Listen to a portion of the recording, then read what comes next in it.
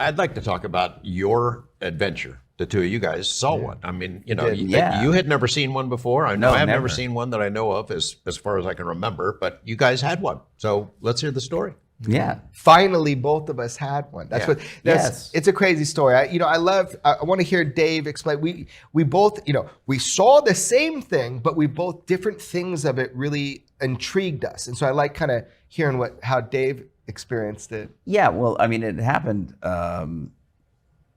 It was a night I was just visiting, and we were out walking your dog. Yeah. On a very beautiful starry night. I don't even think there was a moon in the sky that night. I don't think the stars were so prominent.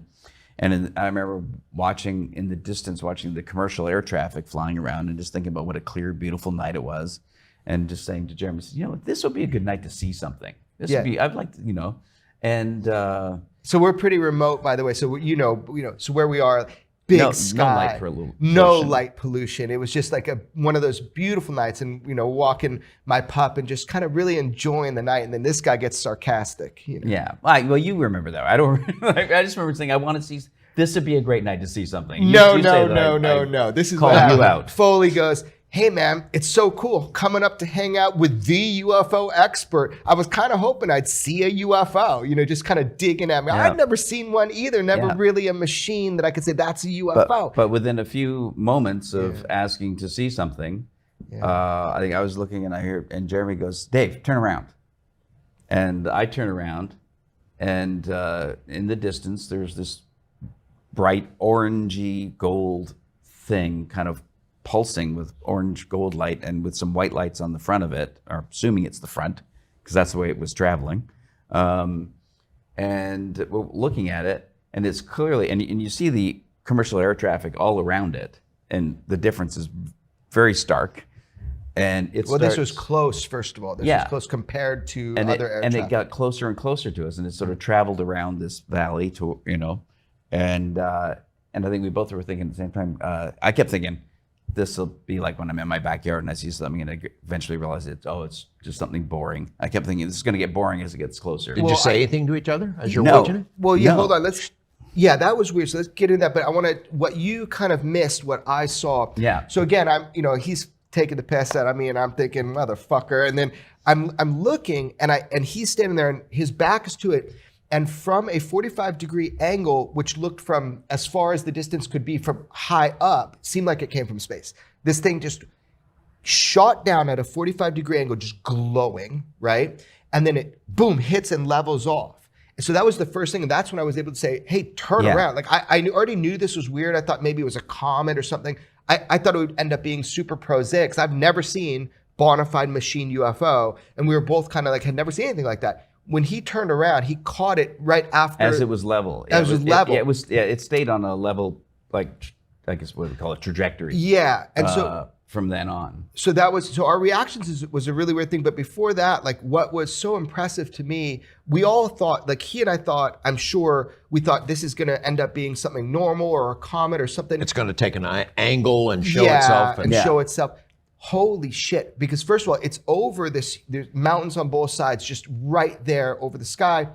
And it was big.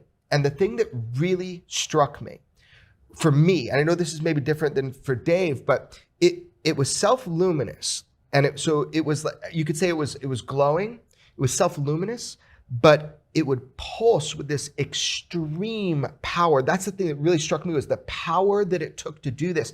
And there were 4 pulses. And when it pulsed, it kind of went like, and there was no sonic boom. It was these movements. And seeing it descend in from 45-degree angle and hit down and then move, it was so, to me, this tremendous power, because you could see it was a machine. It had these big 3 lights that weren't shooting like beams. Yeah, but they 2 were like smaller lights with a larger white light in the middle of it. And they were pulsing too, but at a different tempo than the rest of the craft. Than the body of the craft. And that was the thing to me, was it was almost comical. It was like what you'd imagine drawn in a 1940s comic book. I wanted to see retro. Yeah.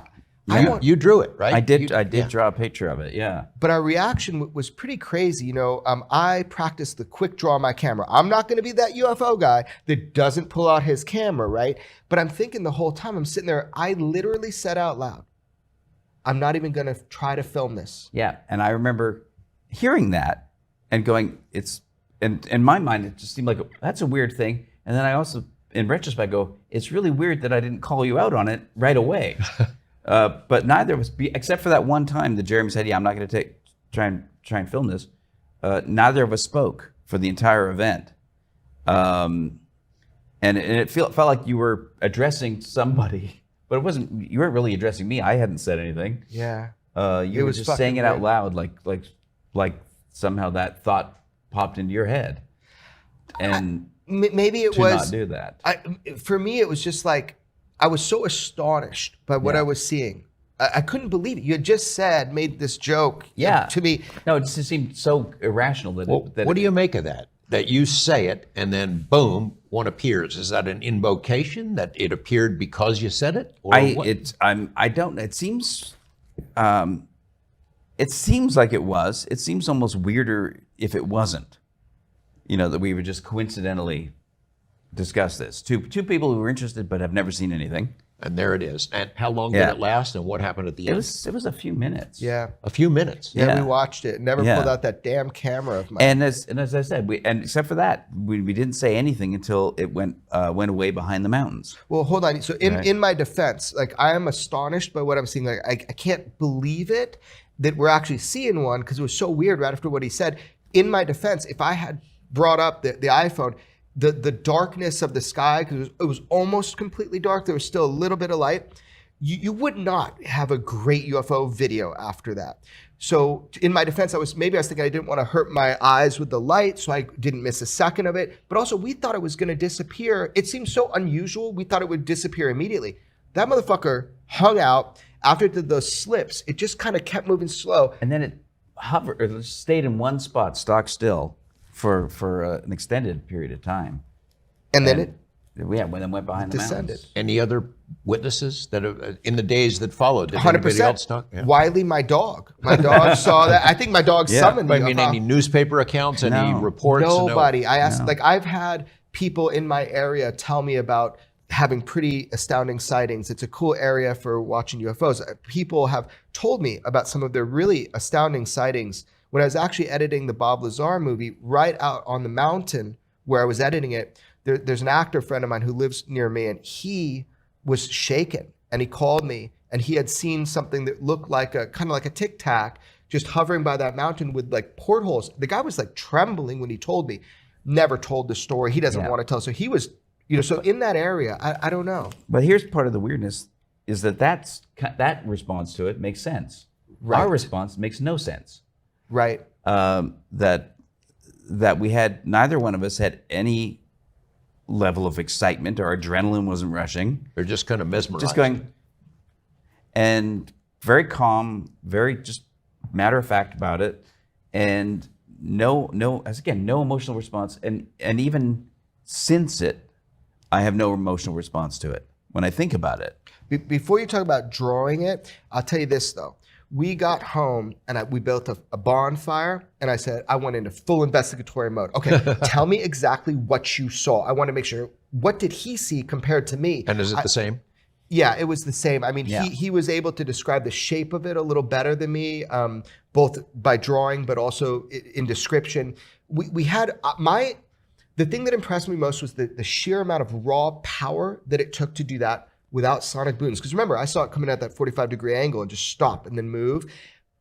He had a kind of more personal experience with it. I think what he's saying about the way we reacted, I have to chalk it up to just being astonished. Yeah, I think it's more than that, because I think our astonishment, we would have had some adrenaline rush. There would have been some excitement, because you watch people's videos of UFOs online, and they're always going, "What the fuck is that? Yeah, right. Jesus Christ, what the fuck?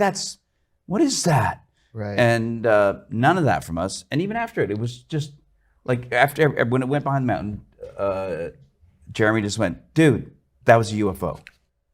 In UFO lore, there are so many cases of people who witness something and then they fumble for their phone or their camera and try to get it. And by the time they get it up there, it's gone. And so you have to make the decision, do I want to see it or do I want to videotape it? Because sometimes the two are juxtaposed. I felt like there was that our response was not under our control, and that somehow we were led to just stay calm and pay attention.